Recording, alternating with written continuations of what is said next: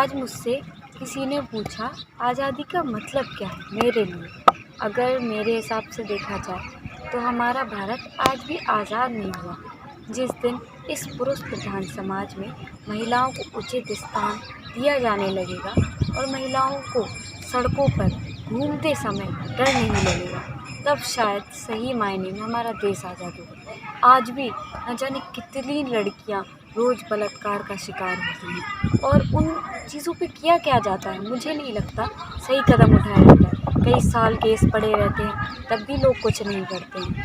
अगर लड़कियां आज भी सड़क पे चलते हुए ये सोचती हैं कोई हमें छेड़ ना दे, हमारे साथ अपमानजनक बात ना कर दे, और लड़कियां उस सदमे में घुट कर अंदर ही अंदर मर जाती हैं। और तो और कई लड़कियां इस सदमे से पूरी ज़िंदगी बाहर भी नहीं निकल पाती हैं।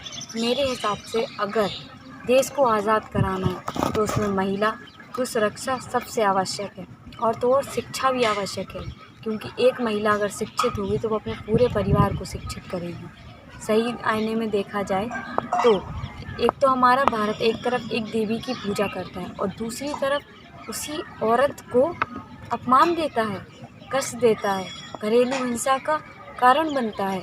इसलिए मेरे हिसाब से हमारा देश आज भी कुछ भ्रष्ट लोगों का गुलाम है, जो कि हमें लगता है आज़ाद है, लेकिन सही आईने में देखा जाए तो हमारा देश आज भी आज़ाद नहीं है।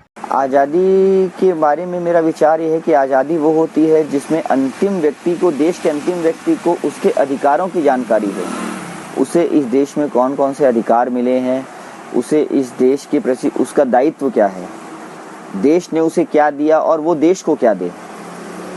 जब तक किसी व्यक्ति को इस चीज़ की जानकारी नहीं होगी तब तक वो देश या वो व्यक्ति आज़ाद नहीं कहलाएगा।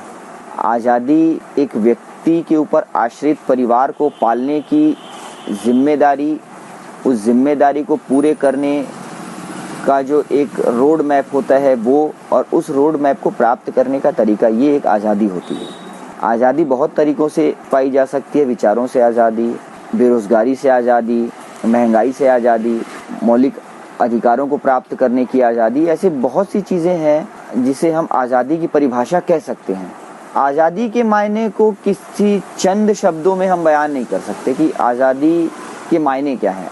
आज़ादी के बहुत से मायने हैं, लेकिन मेरा ये मानना है कि देश के अंतिम व्यक्ति को, पिछड़े या अति पिछड़े क्षेत्रों में रहने वाले व्यक्ति को जब तक उसे प्राप्त देश से प्राप्त, संविधान से प्राप्त अधिकारों की जानकारी ना हो, तब तक वो व्यक्ति आज़ाद नहीं है, और तब तक हम इस देश को पूरी तरीके से आज़ाद नहीं कह सकते हैं।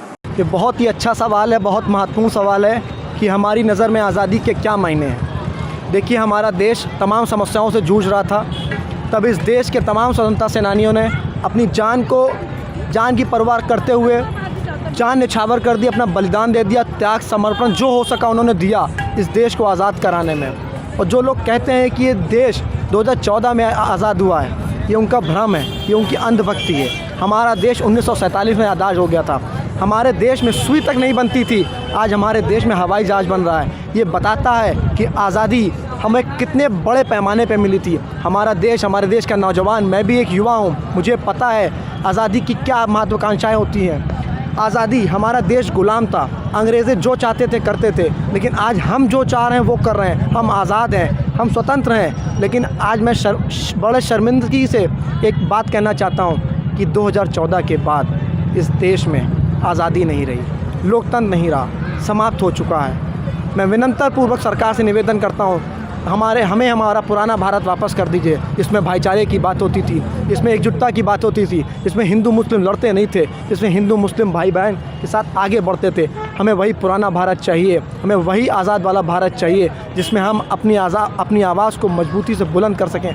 आज आप देख सकते हैं हमारा देश आज़ाद होने के बावजूद भी हम अगर सवाल करते हैं सरकार से तो हम पे लाठियाँ मिलती हैं, हमें जेल में बंद किया जाता है। ये पता चलता है कि आज आज़ादी हमारे हाथों से छीनी जा रही है और इस देश के नौजवान चुप बैठे हैं। तो मैं ये नहीं कहना चाहता हूँ कि आज़ादी का पर्व चल रहा है, 15 अगस्त आने वाला है, 75 15 अगस्त पे अगर आप इस देश को कुछ नहीं दे सकते तो इतना ज़रूर दीजिए कि इस देश की सरकार से आप सवाल ज़रूर करिए।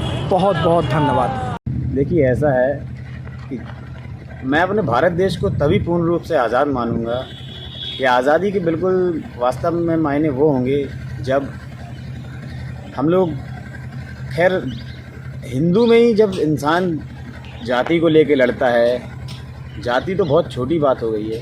हम लोग आपस में ही पहले तो धर्म को लेके लड़ते हैं कि मैं हिंदू हूँ, मैं मुस्लिम हूँ, मैं सिख हूँ, मैं ईसाई हूँ। जब आपस में ही हम लोग प्रेम भाव से नहीं रह सकते तो हम लोग कैसे कह सकते हैं कि हमारा देश वास्तव में आज़ाद हो गया। और रही बात बेरोज़गारी की, तो बेरोज़गारी इस समय चरम सीमा पे है देश में, क्योंकि युवा इस समय इतना परेशान है रोज़गार को लेके कि इसकी कोई सीमा नहीं है।